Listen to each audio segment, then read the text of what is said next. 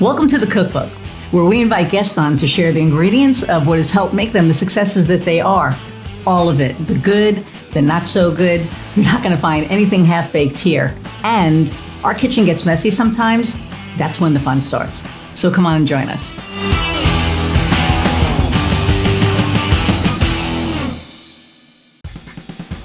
Hey everybody, and welcome to another episode of The Cookbook. I'm your host, Iris Goldfeder, and I am so freaking excited for my guest today. Sherry Sutton we've met like a bunch of times, but she's just one of those people that when you meet her and you talk to her, you just know the kind of soul that she is. She's just an awesome human being. And I know that by the time we're done with this episode that you're going to think that she is as awesome as I do. So I'm going to read a bio and bring her on. Okay, Sherry Sutton knows personal branding.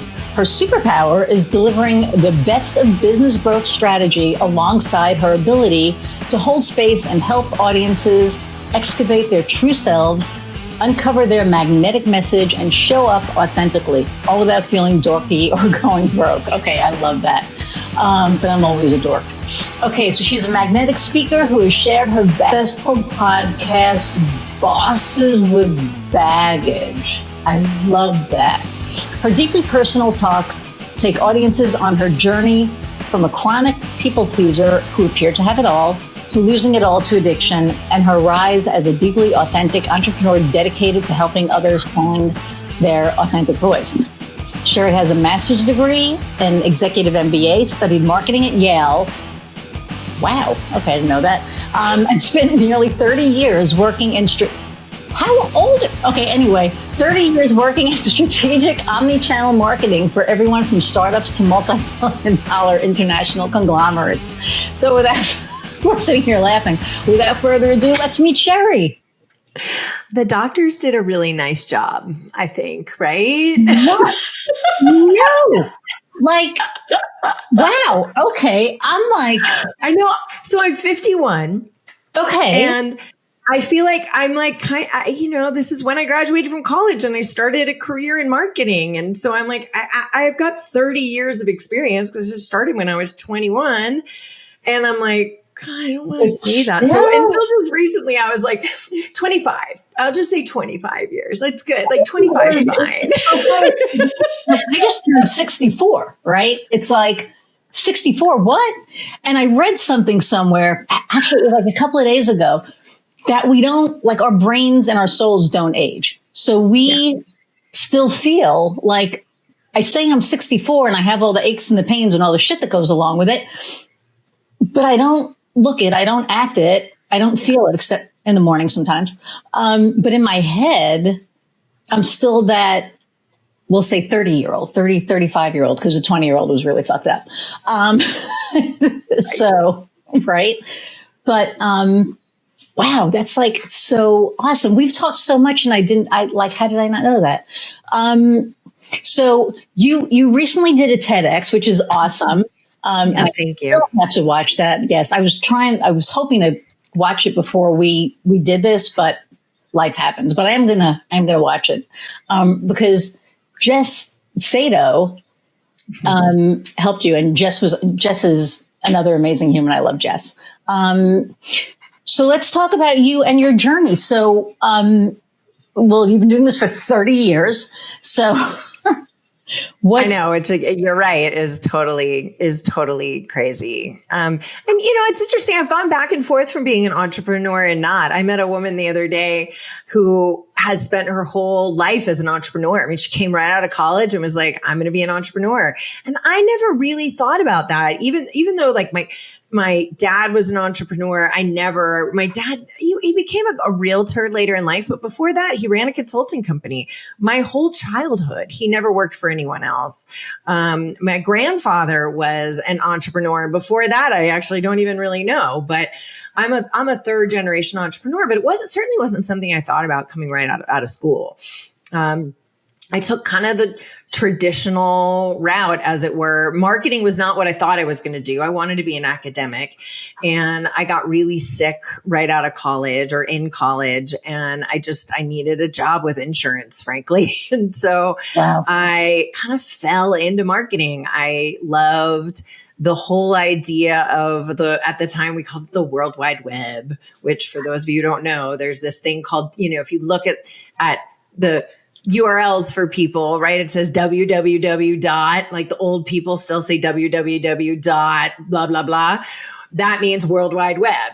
And when I was in college, we had one computer. I feel so old saying all of this. We had one computer on campus that was the World Wide Web. And I was like, oh my God, it's graphical. And how cool is this? And I had spent a year working in the computer lab at school, which I had zero business doing, by the way, but I lied my way into this job so that I could have a job where I sat. Cause again, I was super sick and I couldn't, I needed to kind of be able to sit all day. But I started being on these servers where people talked. So this idea of social media was around really way before anything else. These chat rooms were really vibrant. And I just love the idea of being able to create community with people you've never met before and you may never, ever meet. And I just thought that was so fascinating. And then when that graphical element was added, so when I left college, I, knew I loved websites, and I just happened to go into a staffing service and said, told them that I was really fascinated with websites and would love to be able to learn how to do that. And they were like, oh, actually, we need somebody. We want to do a website, and would you be willing to learn how to do it? We don't know anything about it, but we'll pay you to learn. And so I went to Barnes and Noble, and there were 2 books on HTML, and I bought one of them, and I sat down and I taught myself HTML, and I learned how to do it. And that started my career in marketing. And so I've been doing marketing and digital marketing ever since, and just kind of fell into it and loved it and found it really, really interesting, and had the privilege of a long corporate career where I worked in all sorts of things. I did, small startups, stupid .coms during the .com boom, where we had $50 million and giant advertising budgets, and we're going to do a Super Bowl commercial, and then change your strategy and do something different. All the craziness, right? And we're going to be millionaires, but then we don't make any money, and the whole thing. So I worked at a number of different software startups. I've done 2 presidential campaigns. I worked in online gaming, online casino gaming. Wow. And, then I did a lot of time selling geeky products to other geeky people, right? So electronics equipment, chemical companies. And what all that really brought me was this ability to really understand what it takes to grow a business across different industries and across even with digital and without, right? I mean, you might be able to say, oh, she's been around for so long. How could she understand what's going on now with digital marketing? But I understand what it was like before that, because business has been going on for thousands of years, people, right? So way before social media. And so there's ways of building business that if you're scrappy and super, super strategic, you can grow a business without doing some of the things that you think you're supposed to do, right? Entrepreneurs start with this idea, here's all the things we're supposed to do, right? And you don't have to do a lot of them. So I was working at a chemical company and was traveling internationally, had rebranded this company on an international scale, multi-billion-dollar company. It was really, really fun. But I took a layoff because they were reorganizing, and that my job just disappeared. And I had this hobby of photography, and decided that I would go and sort of be an entrepreneur for the first time in my life. And I always wanted to either be a yoga teacher or something, right? At that point, I knew I wanted to do something else, and that corporate America wasn't really for me. But I just never saw the opportunity, and that was my opportunity. So I started a photography business, did mostly weddings, which are so fun. Some people don't like them, but I loved them. Just everybody's happy. Everybody's having fun. I love the craziness. I love I have 1 second to get this. And if I screw it up, I'm in trouble, right? I loved that. Like I Pressure. love the pressure. Pressure. Yeah. I love the pressure. I love the chaos. I love the craziness. And so I did that for a long time. And then I'll stay on the career part, but we can go back to the personal side. I did that for a number of years, and it caused a real rift in my personal life. We can come back to it. I'll finish my employment work history first. And so we moved and, got divorced, and all my life completely fell apart.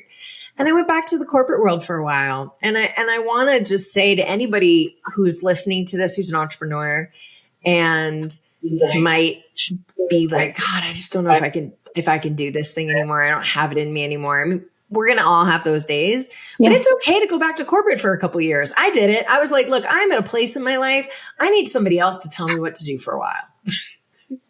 I cannot make any more of my own decisions. Right. I do not want to be the self, propeller of my life for a while. I just want to go somewhere. I want someone to tell me what to do. I want to get a paycheck, and I want to come home at the end of the day. And I did that for about 3 years. All the time, right? Because we, as entrepreneurs, we don't leave it at the office. We can't, because we're in our office. 24/7. Yeah, we're in our office. Like my kitchen's right there, right? Like it's right on the other side of that door. Yeah, and I think that's okay. I actually was texting with a former client this morning, and she was like, asking her what's going on, and I've got this thing, this offer I wanted to see if she wanted to do, and she was like, just kind of thinking about going back working for somebody for a while, and I'm not going to retire. I'm not quite ready to retire yet, but I just I'm feeling called to do something else, and I think that's okay. Yeah. So after 3 years in the corporate world, and again, I had some great experiences. I worked at Brinks Home Security, and I learned all about door knocking as a way of marketing your business, which is like the last thing people think about for growing your business. But I can tell you that businesses like Brinks Home Security, that's how the majority of their business is made. Well, yeah. I mean, any kind of like a service business like that is definitely, knocking on doors. Like we have a guy here, which is like hilarious. They send their guys up here. I think it's like pest control. And the dude is on like a hoverboard. And he has knocked on my door. So one of my clients and one of the guy that I use for my pest control, not just because he's my client, I was using him before he became a client. But, he's local and he's amazing, and he doesn't, it's actually called integrated pest management. So they know how to kill the right bugs the right way. It's not just like a spray. It's safe for the dogs. It's safe for the kids. It's safe for everything. So this guy comes up and I'm like, I see on my ring and he's like not walking. I'm like, what in the heck? Is he on a skateboard? And I'm like, holy shit, it's a hoverboard. So he hovers and then he gets like to the front door and I see this whole thing happening like on my, Ring doorbell thing, and then he like stops and he flips it up just like, and I said, don't ring the doorbell. Well, as I said, don't ring the doorbell, he rings the doorbell. Dogs go insane. So I opened the door and I said, did you not hear me say, don't ring the doorbell? He said, well, yeah, but how else would you know I was here?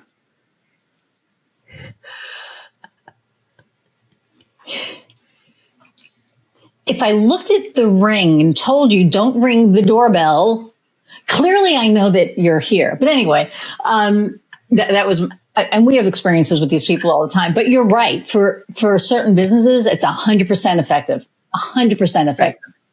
Which seems crazy to a lot of people. But anyway, so I did that for about 3 years, did a huge rebranding project with them, and realized, I started having the itch to do my own thing again, and COVID happened, and everybody, everybody reevaluated their lives, got laid off, quit their jobs, and my phone started ringing. Or my email started popping up and my text started going crazy of like, hey, I know you've run a successful business before and you've got all this experience in marketing. What do I do? I want to start my own business. What do I do? How do I get customers? How do I get the word out there? Do I need a website? Do I, Should I do ads? Should I do this? Like, what should I be doing? And so this business was just sort of born out of that, right? I just started answering those questions, started helping people out. Obviously, I'm still a photographer, so I was doing a lot of, headshots and, started sort of to the very small capacity that I could, like making some websites and those types of things, and realized like my real skill set is in strategy and helping you say, okay, who are you trying to talk to? Who are you trying to serve? How do we create a magnetic message that's unique to you as a person? And then how do we translate that into marketing that's going to make the most sense? Because sometimes door knocking makes the most sense. Most people might not think that, right? Sometimes not doing social media makes the most sense. I have a client who we worked with yesterday. We just finalized on her promotional strategy, and we're not doing any social media for at least 6 months because getting a referral base is going to be more important. And so we have her doing trade shows with her target audience. Yeah. And so I think so many people, especially new entrepreneurs, if they're coming from corporate America or coming from somewhere else, they start Googling, how do I grow my business? And they instantly go to social media or ads or funnels. And that's not right for everyone. And I realized that there were so many entrepreneurs who were calling me saying, I spent $30,000 on an ad campaign and got nothing out of it. I'm like, well, who are you talking to? I don't know. What was your message? I don't know. I never even saw the ads. You're like, well, okay, that's why.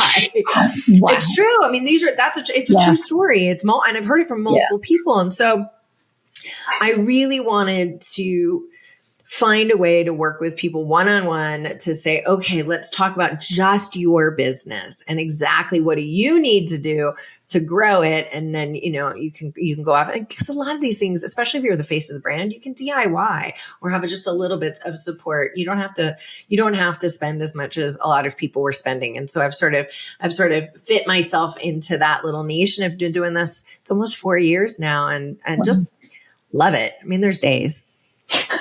There's days for everything. I mean, there's days for everything. I was telling you before we started that I just came back from vacation, and I'm like, I'm having one of those like entrepreneur blah day, like, okay, that's fine.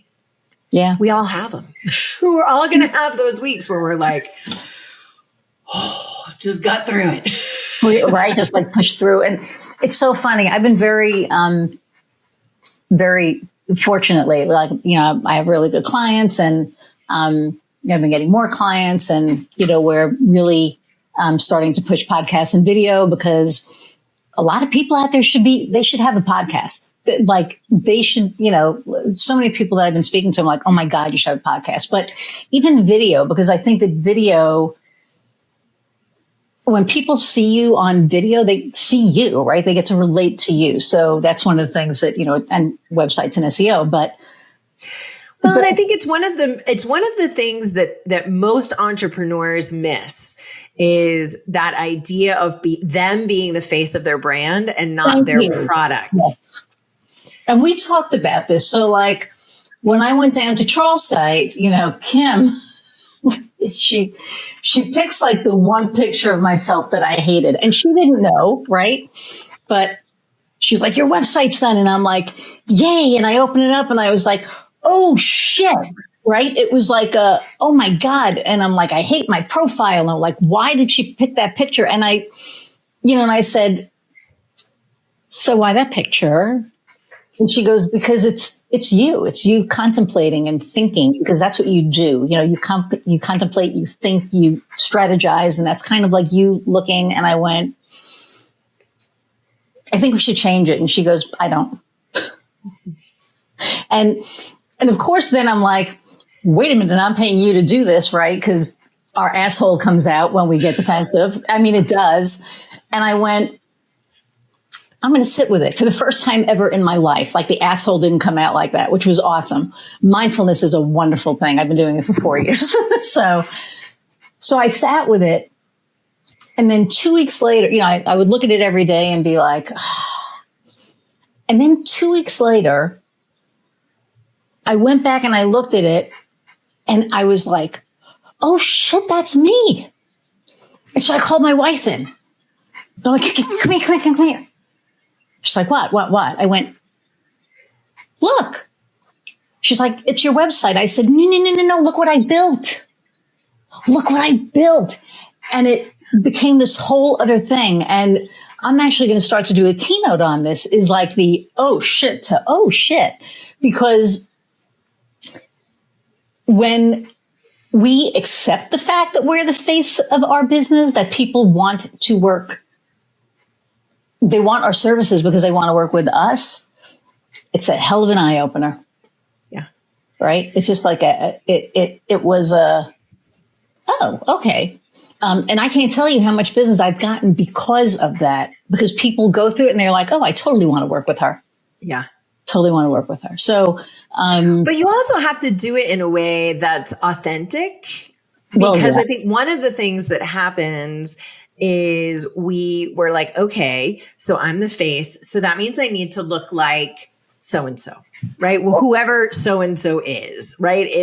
It's, I need to look like Kim Kardashian, or I need to look like this person, or, a lot of times people are like, well, let me put on my, like, metaphorically, let me put on the mask, right? Let me put on the things. And I think one of the coolest things that entrepreneurs have an opportunity to do, especially ones where they are the face of their brand, which isn't always the case, right? Right. If you're selling cupcakes, it might not be about, you may not be the face of your brand, but even then you probably are. But let's just go with the example. Sure. When you're the face of your brand, you have this very unique opportunity in life to show up the way that you want to show up, in a way that's completely authentic, which is scary as hell. Because you show up really as you. Not only will you attract the people who really want to work with you, you will get fans like you've never had before, but you're also going to get people who really don't like you. Oh, 100%. And you're going to be scared the entire time. And we don't like to not be liked, right? We, as a human beings, we have a natural impulse to fit in, because if you're on the edge of the herd, you're not going to make it, right? When the tigers come, the antelope's on the edge of the herd, right? And so you need to be in the middle of the herd, but to be in the middle of the herd, you have to be liked by most people in the herd, or they'll kick you out. So we have this natural instinct to fit in, but we let it go rampant sometimes, and we forget about authenticity. For many of us, we've never even tried to find it, right? And like my journey to finding it, like, kind of led for my whole life to fall apart. And I'm so glad. It was really, really painful, but I'm so glad it happened. And I'm so glad that I was willing to say, no, I don't want to be that anymore. Right. I've been wearing masks my whole life. I'm ready to not be that corporate girl that I've been selling to everyone around me, because that's just not who I am. Right. I'm this girl over here in the bright colored dresses. And if you listen to the TED Talk, I share that whole story. And if anybody wants to Google it, it's called How Facebook Saved My Life and Started an Authenticity Revolution. I tell that whole story, but it's scary, but it's so, on the other side of it, there is nothing better than being able to integrate exactly who you are in every facet of your life, from the grocery store to the gym, to the podcast host, to meeting with clients. I mean, I am who I am in everything. I mean, I still wear lipstick, and I mean, sometimes it's okay to do a little touching up, but I am who I am. And that is such a gift and such a release, and it makes life so much easier, I think. Yeah, because you're not working hard to cover something up. I mean, for me, this is it. Like, it's hot here, so I'm in a tank top, and I usually wear a t-shirt, and, if I'm going somewhere, the most I'll wear, especially, khakis and a shirt. I mean, I'm not a girly girl. I don't wear makeup. People are like, they're like, how are you 64 and you look like that and you don't wear makeup? It's like, probably because I don't wear makeup. I mean, I don't know. My mom had great genes. I don't know what the answer is, but it is what it is. But it's like the last, I guess going on 3 years, has been all about being authentic for me. I had a coach that told me, and this was like, I don't know, I guess now it's like 7 years ago, be less you. You're in Lafayette, Indiana. You're a girl from New York. You're an extrovert, and you're in a room full of introverts. You need to kind of pull back a little. And I did. And I got clients. But as soon as I came out, I've been out for my whole life, but I mean, I was like, wait, is that a new development? Because this is a story we need to hear. Oh, no. As soon as the real me showed up, right, they were like, who the hell is that? So I fired him. But for me, it was like this whole thing about, when you're not you, when you're not authentic, you're attracting the people that are attracted to the inauthentic you to you, right? So then when the real you shows up, they're like, what the hell? When you're your authentic self, like you said, you're attracting the people who are attracted to you. And you're also, to me, deflecting the people that aren't supposed to be with you. And I'm fine with that, like 100%, because I don't work with just everybody. Like, I'm super picky now, which, thank the universe that I'm in this position that I can be, but I do not work with just anybody. If our values don't align, I'm not going to do it. Yeah, but that's a mindset. You've set that intention and worked that mindset to the place where you are, could say fortunate enough to do that. But yeah, I'm the same. If I get the heebie-jeebies about somebody, like, I'm perfectly happy to say no, even if it means that I don't make my revenue goals. And even if it means I can't maybe, pay whatever bill I wanted to pay. It's so much better to be super in alignment and keep that space open for somebody else who you can actually help. Right. And that you can actually utilize all your superpowers in a very authentic way to serve them. And if they're asking you to be something that you're not going to be able to serve them properly. You're always going to give them 60%. And that's not fair to you. And it's not fair to them. Right. And it's scary. It's scary, especially when you're starting and you're walking away from revenue. Right. I've had clients that I've had to walk away from where I'm just like, this is just, I understand that this is not great. It's going to be hard for me to pay my mortgage, but I just have to. It's too, it's just like not aligned. Like Eurezio and I were talking about that, and you get that. Because for me now, it's like, if it's not a hell no, a hell yes, it's a no, right? Yeah.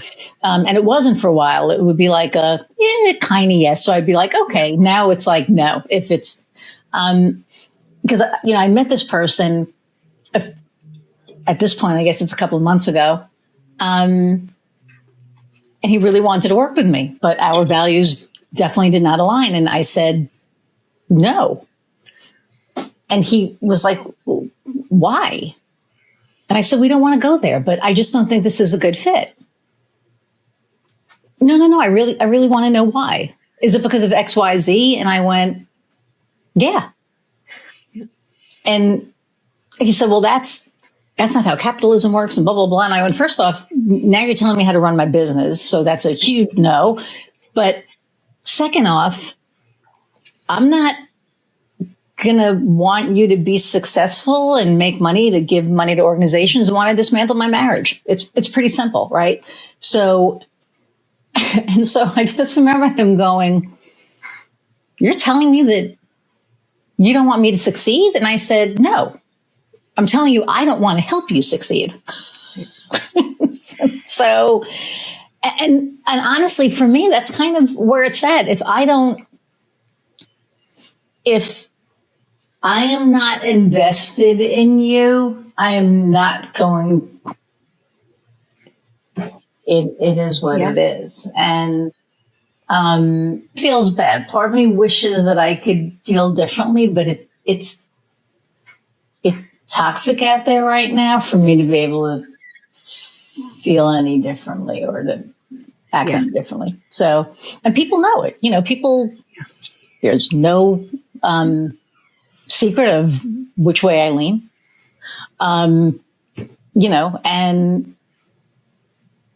And right now, with the way the country is, I have to make decisions based on that. So, and then people, and that's living your authenticity, right? Like, and that's great. I mean, again, like One of the things that I do with my clients is we go through the first step is just what I call rooting. And we really spend time going through what are your superpowers? What are you really good at? What are you not good at? And, from a emotional perspective and just from a logistical perspective, like some people are like, I cannot be on video. Like I can't, I have a lisp or whatever it is, right? Or I'm just scared or, whatever. And, then we also do, what's your mission? What is your vision? And what are your values? What are the values that you're going to run this business by? And if it doesn't meet with those values, you're going to walk away. Yeah, 100%. No matter what. Yep. And then the other thing we do is, how do you want to feel in your business? Like, how do you want to feel every day? And I know if you did one of those, I think you'd want to feel like, I want to feel like I'm helping to propel my clients, that I want them. It's important to you to feel like you want your clients to be successful. Some 100%. People don't care. Yeah. But that's important to you and that's cool. And I think being able to identify those things early in the process before we do our strategy allows us to sort of from the beginning, both literally and energetically say, here's the people that I want because our values are going to align. But I think entrepreneurs often don't take the time to think through their values in advance and say, what are my values? Because my values are also going to extend into the business. Because right. My view of entrepreneurship, especially as the face of your brand, is it has to be very personal. My values are my business values. My face is the business's face. And that's uncomfortable for a lot of people. And I tell them, like, if you can't get past that, we need to create you a business where you're not the face of the brand, but people buy from people. And the best way often for you to differentiate is to be the face of your brand. Right. So how do we work through this? How do we create a marketing plan where you're comfortable being authentic and being you, right? But also we'll bring in customers, we'll bring in clients. And that's why for me, like, I do everything one-on-one, because I think there's an alchemy to that kind of taking a course on like how to do 5 reels a week isn't going to teach you, right? It's going to say, what are your personal values and how do you want to show up for the world? Right. Right. And I think those are important things to talk about. No, I agree 100%. And I think that, a lot of people, you're right. There's some people out there that don't care. They're like, I don't care about that. I just want, I'll work with whoever and I'll take whoever's money.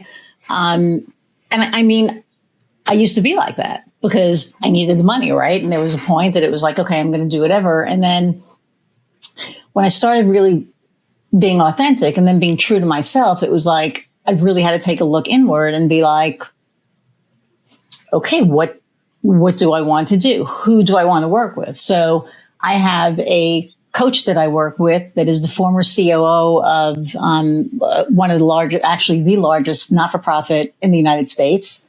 And she's an executive coach now, and she's also doing keynote speaking, but she's an executive coach. And I love her mission. Kofi and I went up and filmed her keynote, I guess in May. Holy crap. Like a few months ago. It feels like it was like last month. And it was amazing. Like, I was supposed to be doing B-roll, which we know I'm never going to be a camera person ever again as long as I live. And I can equivocally say that because I'm supposed to be doing B-roll and she's my client and my friend, right? And I'm like this. Wow. And he's looking at me like camera. And I'm like, oh, shoot, those are the people that I want to work with, the people who I can get behind their vision, like Jeremy with, Smith IPM here, right? Like, he wants to build a business that helps his employees grow, that gives them a great, work-life balance. To me, I guess for me, it's heart-centered businesses, right? It's people that lead from the heart, because that's where I lead from. And not everybody does that. Not everybody has to, right? But for me, that's what works for me. And I feel good. Like, we'll do a 2-hour, video recording of my client. And I feel so good after it. I'll like look at them and be like, oh yeah, that was a really great point. Or, I'll have a meeting with Jeremy or I'll drive around town and see his billboards, and be like I'm proud of it because that's the work that we've done. And that's what I want. I want, maybe especially at my age, I'm at this point where it's like, 7 more years, I'll probably sell the business or whatever, but I want to feel good about what I do. And I want to feel good about who I do it for. That's my passion.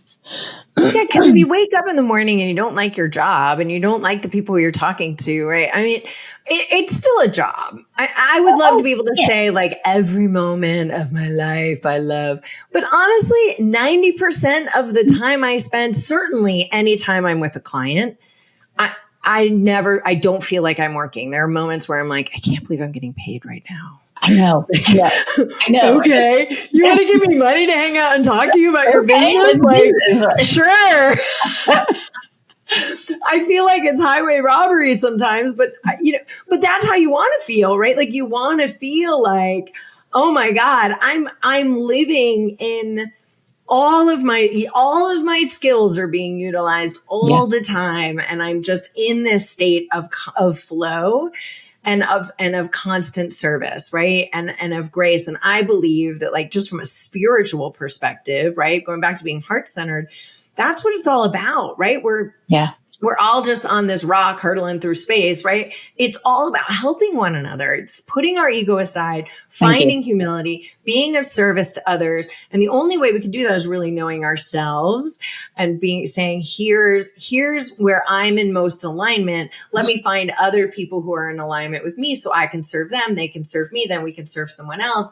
And that's, that's when I think real life and work happiness happens. And I'm not saying that running a business doesn't feel like work, but it doesn't feel like as much work. Right. It doesn't. There are still days where you have to do, for me, it's billing, like any kind of billing. Like it's like pulling teeth to get me to do billing. I shouldn't make that joke. My poor husband just came back from like massive dental surgery. So, sorry, honey, if you ever listen to this. We didn't mean that. We're sorry that we made fun of your teeth. No, but it's like, Paul, it really is like, I don't like, there's things you have to do you don't like doing, right? Sometimes it's marketing and that's cool. Like, I get it. I work with a lot of people who are like, I hate marketing. I'm like, all right, I'll try to make it fun for you. Like, we want to work with you just because you make it fun. I mean, right. And like, I use Stripe, so I don't have to worry about chasing anybody I used to like, oh, can I pay you by check? And it's like, sure. And then I have to run around town, trying to get a check. It's like, nope, I use Stripe. I pull it out every month and that's it. I don't even have to worry about it. My bookkeeper does my book because I suck. Like I was trying to figure out, oh my God, what was it? I think it was like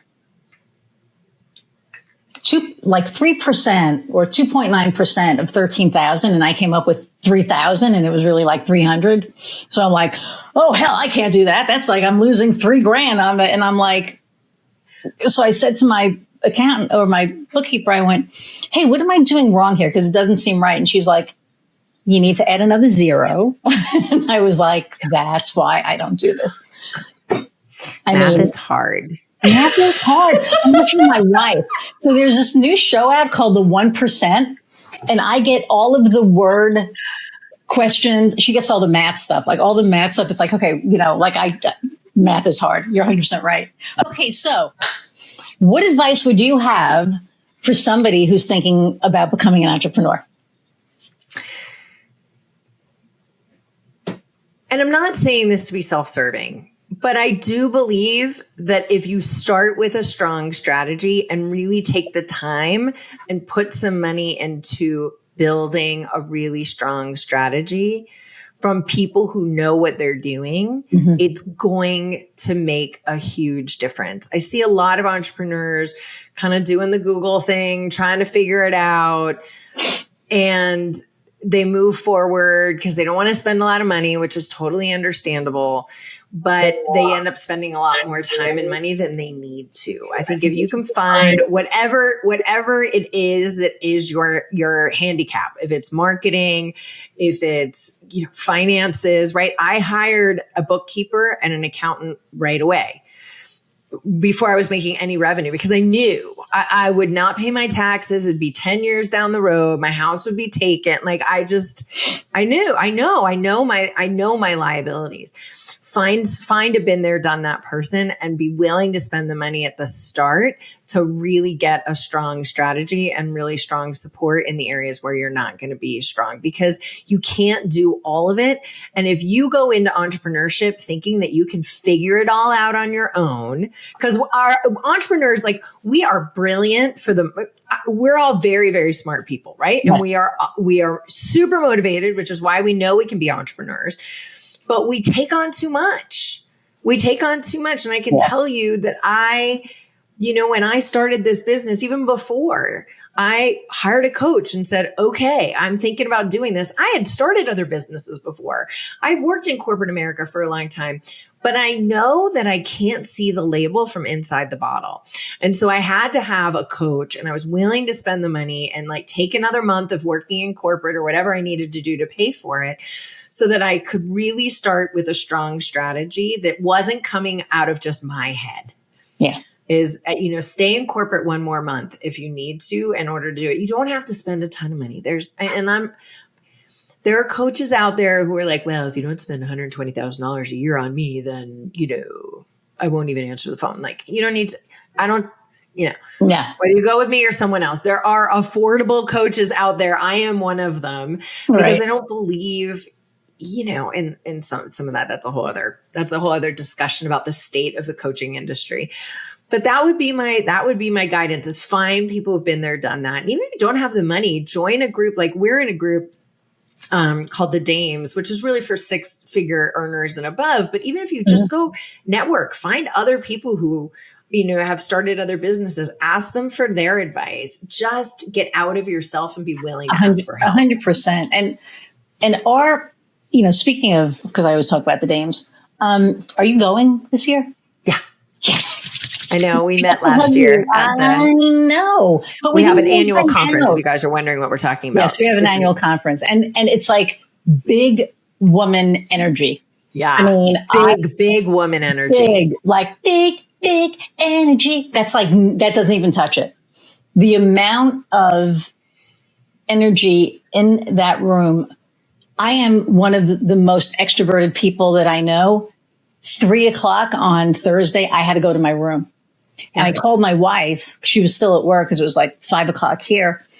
And I said, she's like, aren't you supposed to be at the conference? I'm like, I can't people anymore. I can't people anymore. And for me, that was like, what? But I couldn't. Yeah. I know. Well, and I remember you saying to me, you're like, you always seemed like you were busy. I was like, no, I was just finding ways to avoid people and going and sitting in the bathroom stall and being like, I can't talk to people for 15 minutes because I need. I know. Well, and there was just the face that I put on. I put on this very I'm very busy, but really I just need you to not talk to me because I'm freaking out. Well, but then when we spoke the last time, you said there was one point that you were trying to talk to me, but then everybody wanted to talk to me, which I was like, not very. I had people saying, I wanted to come up and talk to you, but everybody said you have to go talk to Iris. And I was like, why? Because I didn't, I didn't see it. Apparently it happened because everybody is telling me that it happened. I didn't see it. All that I saw was like, oh my God, there's so-and-so who, I've been talking to. I'm going to go over and give them a hug. Like Precious, I literally just walked up and was like, sure, I do the circle thing and you're the guest and you don't respond to my thing. And she was like, oh, no, you didn't. And I went, oh, yeah, I did. And we're best friends now. It was just like one of those New Yorker to New Yorker. It was like, what the hell? That's one thing I love about you is and it's not just you being outgoing. I think it's probably the work you've done on being authentic, though I don't know because I didn't know you before, but you're just fearless in that way. And it's funny. One of the things that I've worked on, and I'm super extroverted too, but I've worked on with the Dames, there is like a dozen of the Dames that I am intimidated to talk to. Precious is one of them. If you listen to this, Precious, I'm a little intimidated. You better be listening to my podcast. But anyway, go ahead. It's not that you're bad. There's bad people. I get intimidated because there's such big woman energy. And I guess, I don't know if I don't feel worthy or I don't know what I'm going to say or what happened. am I going to feel like a dork? And am I going to be cool enough? And, you know, you're in the weirdos. Your weirdos are there. I mean, come on. And the thing Thursday night, like right before I was going to do karaoke and stuff like that, I was so intimidated just to go. Right. Just to be in the room. I was like, I remember paying for my plane tickets. And then Francesca and I shared a room. I'm not sharing a room with anybody this year because I really need my space. But, and I, you know, and I did all the things. And as I'm doing it, I'm like, what the hell is wrong with you? You don't, like, what are you going to do when you get in front of so-and-so? And so, like, what are you going to do? Like, you know, and we had like the VIP cocktail thing, you know, the night before. And that was, you know, kind of cool. But that day, after talking to people and connecting with people, realizing that you do belong in that room, it took my breath away. I mean, besides the Denver air, that also took my breath away, but it kicked my ass. But, you know, and like Fabienne is getting ready to, you know, introduce me, and I gave her a hug, and then I just like started crying. And she was like, what's wrong? And I was like, I do belong in this room, you know, because it was like this huge wake up call. You know, I had somebody in my ear for 3 years telling me how much I sucked. And to have literally risen from the freaking ashes and built what I built, it was like, wow, the smartest thing I did was join this group when all the shit hit the fan with my other thing. It was just the smartest thing I ever did. Because then, like last year, and I admire the crap out of you for doing that and being willing to like rise and still go on the stage and still do it. And like a lot of people can't do that. They just can't. They'd crumble under that, right? I don't know if I took as many advantages of that as I could have, because I got overwhelmed. I mean, I got overwhelmed by the energy, and I got to like, I'm not going to talk to her. Even just this last quarter, I have a list of dames I'm intimidated by, and then I'm going to now go ask to have coffee with. Good. Like, I mean, I feel like a sixth grader saying that, like, oh my God, look at there's the eighth graders. Like, like, let's be honest. Like, we have these moments, even as I'm a very successful entrepreneur, and that's okay. Right. But I think everyone is so willing. I mean, whether you're in an organization like the Dames or not, people are so willing to talk to you, willing to help, because 100%. Yeah, we rise on the shoulders of the people who've done this before us. And I want people to stand on my shoulders because I'm standing on the shoulders of other women who've done this before me. The rising tide lifts all boats. Mm-hmm. And that's what I'm like getting goosebumps. Because it's just so true. I mean, I'm working with, so I had a VA who just, she was very task oriented, and I'm not in the spot where I can just keep giving tasks. I need somebody who can do stuff. So I have two VAs that I'm working with, and one is Heather's friend, and then one is Heather's friend's student, because she's like a professor. And the student is an intern, right? So, and I'm paying her, but I'm also teaching her. And like, she'll send me something like for a social media post, and I'll send it back and say, if you owned this business, would you be okay with that? That's such a powerful question for a leader to ask. That's amazing. Right? I would never say, no, this sucks. Like, it looks like it's cut and pasted. If you own this business, would that be okay to you? Because I'm all about empowering people. Because I have had so many people empower me. And again, right, I believe that we're supposed to be of service. There are some people that are, some people aren't. I'm supposed to be of service. So however I can help somebody grow, however I can help somebody look at things from a different perspective. Something as silly as our podcast production sheet, like who's going to be on it and whatever, like some rows, and this is my, OCD, and I'm not making fun of people with OCD. I do have a little bit of a touch of it. I got my ass chewed on that. But anyway, couple of lines were centered. Some of them were right justified. Some of them were, and I was like my brain exploded. So I said, and we have like a group chat. I said, is this how you would turn your stuff into Kim? And she was like, no. I went, please fix it because it's giving me a headache. Like, take ownership of it.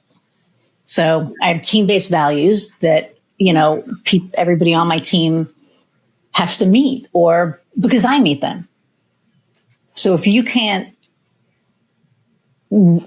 work with me under those 6 values, then you can't work with me, because it shows, right? Like it's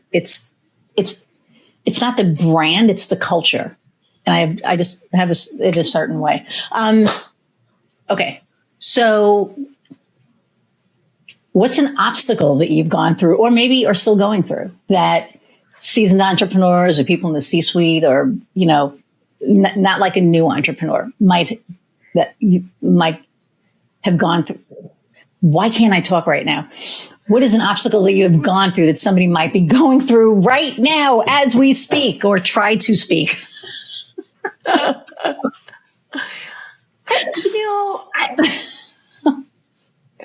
Speaking is really the biggest challenge that I find at the moment.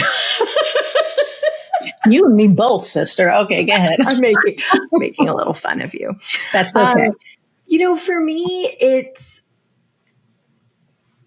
at this moment, I'm really finding it hard. It's hard to stay motivated when you're by yourself, even though I have people work for me, but I'm the gas and I'm the engine, right?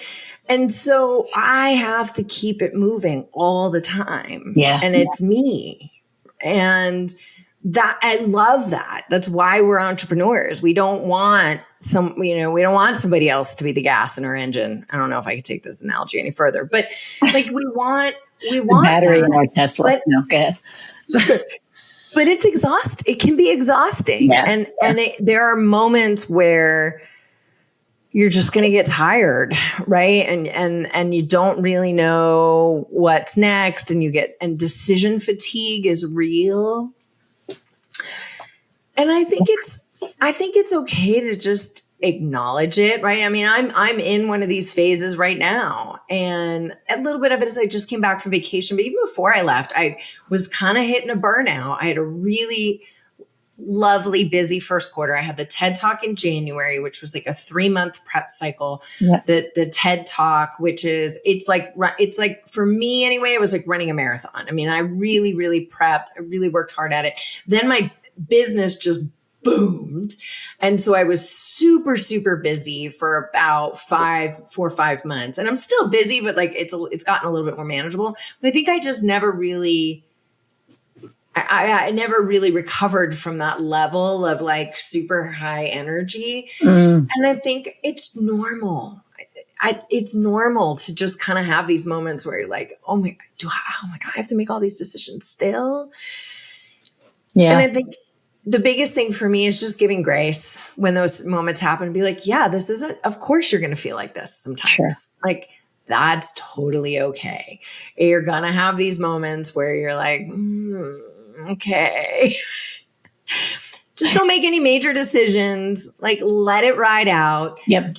Do your mindset practices. Do what you need to do. If you don't have mindset practices that you've put together when you're feeling really centered, this isn't the time to do them, but I really recommend having those. Like, I came back from vacation. I went right back to my morning routine. I do meditation.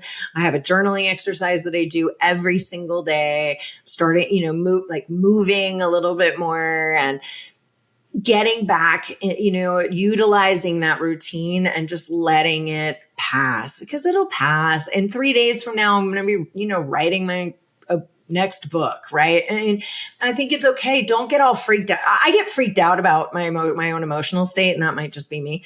But I'll be like, oh my God, I'm not feeling completely motivated. I need to go back to corporate, or I need to, burn the whole business down. And you just have to go, okay, Step We're back. just having a moment. Yes, take a step back. Let's chill out for a second. Let's just not love our job for a few days. Right. I love my job still. Let's just be sick of our job for a few days and then it'll get better. It's okay. And, yeah. Last week I had 2 days of, why the fuck am I doing this? Right. And then I thought of my clients. And that brings me back every time. Every time. Right? Every time. Because I love them. I had a meeting with a client this morning. I felt like totally shifted because I've got to meet with a client. Right. Yeah. And it was just like a whole, because so I'm like in my office alone all day. I mean, I work with contractors and I, talk to them, but, my dogs look at us through the gate because the puppy, she's 2 years old. The 3-year-old can come in here all day long. The 2-year-old will come in here and, there's a piece of paper, and she will shred it until I give her a treat because my wife trained her that, I'm all frozen and screwed up. Okay, I'm just making a face because I froze like that. Am I still frozen? You are. It's a good face. That was a good face. Yeah, it is. It is. I hope that we use that as the cover for this podcast. Hey, we totally can. But, Heather has trained her that if she comes in with a rock because she doesn't want her to eat and swallow the rock, she gives her a treat, and then Piper gives her the rock. Well, now Piper is like, yay, I'm going to bring in a rock and I'm going to get a treat. And I can't fucking untrain that. Like, I cannot untrain that. It is what it is. So now we're kind of stuck with that. So I know that if I let her in here, because I would love to have her in here, because everyone, let me see your dogs. You can't, because she will eat whatever I have laying around. And then it's like, clean your office. It's like, it's clean, but she will still find something that is going to be edible.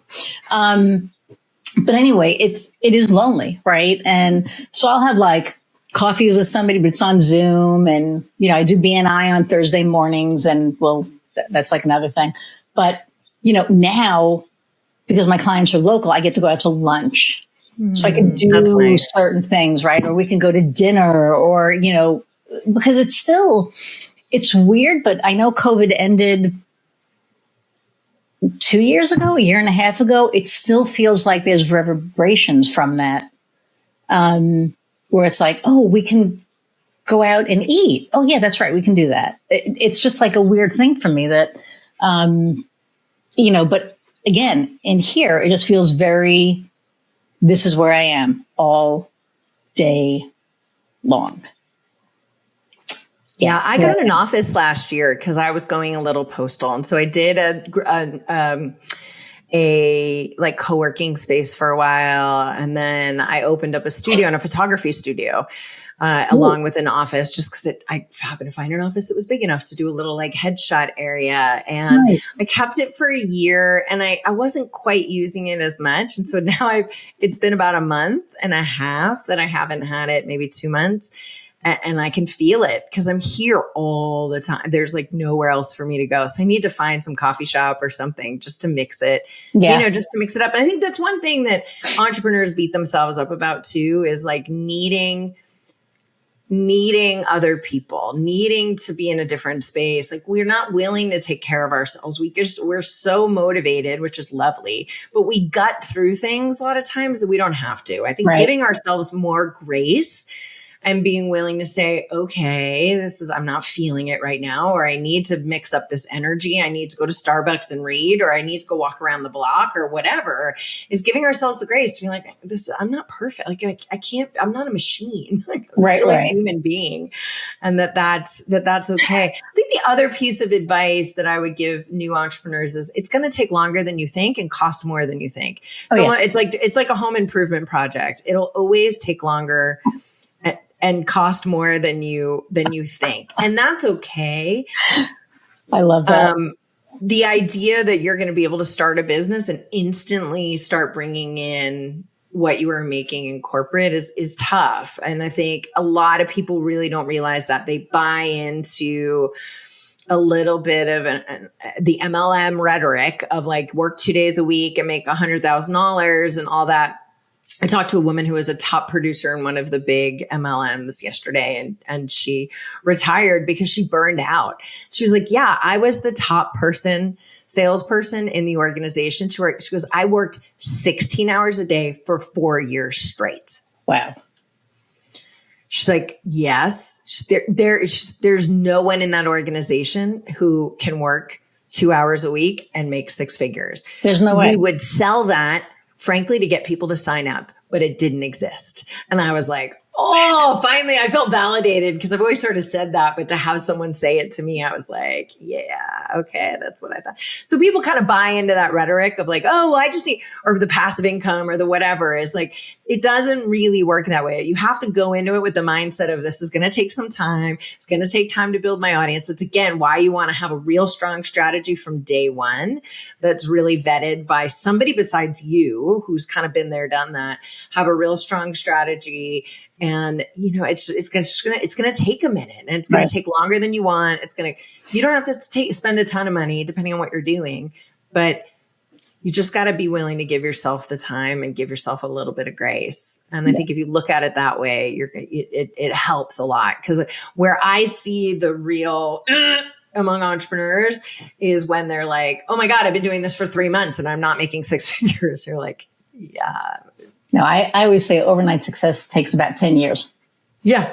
Right. Exactly. Because everyone's like, oh my God, you're so successful. You're this. And I'm like, yeah, but it took 10 years. Right. And it really took 3 years of getting my ass kicked. And then, I think the last 3 years, 2.5 years is when things really start. But that's when I joined the Dames. Yeah. So you surround yourself with the people. And that's another piece of advice I will give people, is you surround yourself with people who are doing better than you, because it gives you the motivation, and it also gives you the vision, right? Is that the right word that I'm using? Like, it gives you the example of where you want to be, I think. In a positive way and in a negative way, right? Like I that bothers me a little bit. Like, my ego wants to say that I'm going to be the coolest person in the room, even though I know I'm not. But I think it's true. You want to be surrounded by people, and you want to be willing to be humble in that environment. Oh, 100%. You need to be willing to say, because often we come from, at least for me, I came from corporate America. Like, I was running a big team, a giant budget, worldwide, people worldwide, all the things. And then it's hard. It can be a little hard to be willing to say, like, I need to be teachable. I think that, and I guess that's what you're saying, really. It's that idea of, not only am I going to be willing to be humble, I'm going to be willing to ask for help. Going back to that, finding mentors who can help you, but right. I'm going to ask for help, and I'm going to allow myself to be led by others, and I'm going to allow myself to follow in the footsteps of others. And I don't know, I think for a lot of us, at least for me, humility has always been hard for me, right? That kind of humility of admitting that I don't know what I don't know. Right. But I think it's like we admit that we don't know what we don't know, but I think it's also for me anyway, because, when I first started 10 years ago, I literally was selling like websites and SEO back then was like $200 a month, $300 a month. And people were bitching about that. And it was like, are you, whatever. And now it's like, 10 years later, and I'm I'm a strong businesswoman, right? I run a really successful business, and it's like, I did that because I surrounded myself with people, because I was willing to shut up and listen. Because I was the one who would be like, yeah, but do you want me to fucking teach you or not? Shut up, right? So you're right. I think there's like a sense of humility that we have to bring to the table, and admitting that, we don't know everything. And for me, it was like I know I don't know everything. What the hell am I doing here? Like, why am I even with these women? And then I had people telling me, you have no idea how people view you. And it was like, well, clearly not, because And I say that because it was one of those,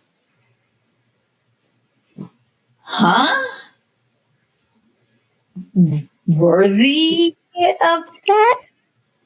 Yeah. 100%. Yeah, there's a lot of worthiness stuff. I mean, that goes on just with everyone, but especially, entrepreneurs, we have this weird mix of like, I can do anything. Damn it, right? Like we're willing to fight the mold. Like I'm going to go start this thing. I'm going to be my own boss. I'm going to make it work. But then they're like to find that and have the humility to say, I don't know. And I need to shut up and be teachable. That's a hard combination for a lot of entrepreneurs. And I also think to your credit, we were talking earlier about the conference that we went to last year together. And I think that's one of the reasons why I think people are so attracted to you and we're so attracted to you with that, because they saw you doing that.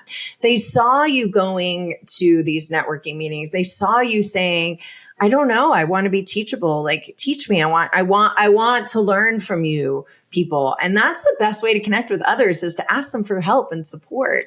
Yeah. And people are always happy to do that. I mean, within reason, right? You can't be like, hey, can I call you every 5 minutes and ask you questions? But, no.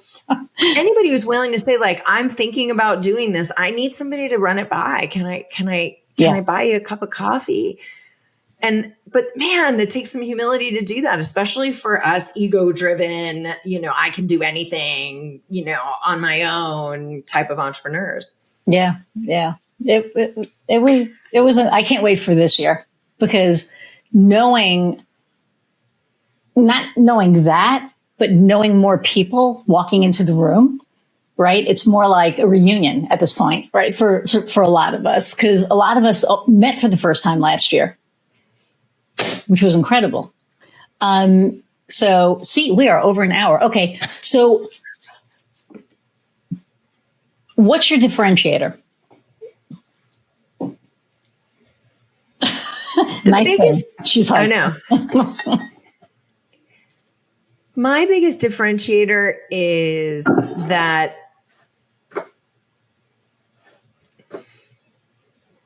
there is a soul-based, heart-based approach to business that can also be very practical and very revenue-focused. I think that a lot of the coaches, mentors out there, they're either like mindset people who are like, find out what you want to do with your life and set your intentions and all that, which is great. I believe in all of that and I do all of that. And then there's the like how to drive revenue kind of coaches. And I think what makes me different is that I've got both, right? I always start with that, like rooting that, who am I? Why do I want to do this? How do I make sure that I do make every decision from here and from here, right? At the same time. And if you guys are listening to this and not watching it, I'm pointing to my head and to my heart. Yes. Thank you for that. And I think that there's a really interesting alchemy of being able to find a mentor who can walk you through that process of saying, how do I make money, but in a way that's authentic to me, that feels good, that feels aligned. And I find it's really hard to do that through a class. I've been trying to figure out how to do that through some sort of a class. I think it really comes from just sitting down and just talking, like sharing who you are, being willing to be vulnerable, being willing to say, I don't feel comfortable doing this. How else can I make money? But finding a way to do both and to really look at okay, let's start making you money. How do we make money? Because that's the whole point of this. But how do we also be of service? How do we be profitable and purposeful? And I think I'm a rare unicorn in that I've done a lot of that personal work. I'm in recovery. I've been a yogi since my teens, and the really, I have an MBA and all that, all that stuff, like also the real tactical kind of stuff. And so finding somebody who can do both, I think is really rare. So that's my differentiator. And I just make it fun. Let's do it and let's laugh. Yeah. And let's be silly. Let's be vulnerable, but let's also just be really practical. I love all that. And it's like all in one package. What do you think? I'm curious to hear your perspective because you know me a little bit. I mean, I think would you agree with that? Yeah, I think I was going to say, I think all the things that you said, but I think also you have there's this easiness to be around you. And that's not the case with a lot of people. Yeah, we can make things fun and yeah, we can do these things, but if people aren't comfortable around us, it doesn't feel easy presence to be around. I don't know. I can't explain it. Even like via this, because I didn't get to see you last year, but I'm throwing some shit at you. But really, like since I've gotten to know you, like our talks are always so easy and it's smooth. And I look forward to every single time that I talk to you. So if I feel this way, I can only imagine that the people that you're guiding and that you're taking on the journey that you are, taking them on, I can't imagine that it would be any different. So to me, that would be your differentiators. There's this immediate easiness. Thank you for that. And I just want to point out that was what we were just talking about with this idea of like asking for feedback from other people, being willing to be humble and say, did I get it right? Right? What do you think? Yeah. Is my interpretation of how I present myself, what's really happening here? And that's a great example of what we were talking about earlier of like, hey, asking other people for guidance, asking other people for support, asking other people if this works and being humble enough to know that you don't know. Yeah. So okay. So I'll throw it back on you. What about me? Yeah, I agree. I think I love about you that you see what you see is what you get. And you're fun and, for me, easy to talk to them. I grew up around outside New York too. So we've got kind of that New Yorker, East Coast thing, thing going. I think you're willing to go deep, but keep it fun. Which I think makes you a great podcast host. I think that's one of the things that makes podcasts really fun is when you have a really interesting conversation, but there's also a bunch of laughter.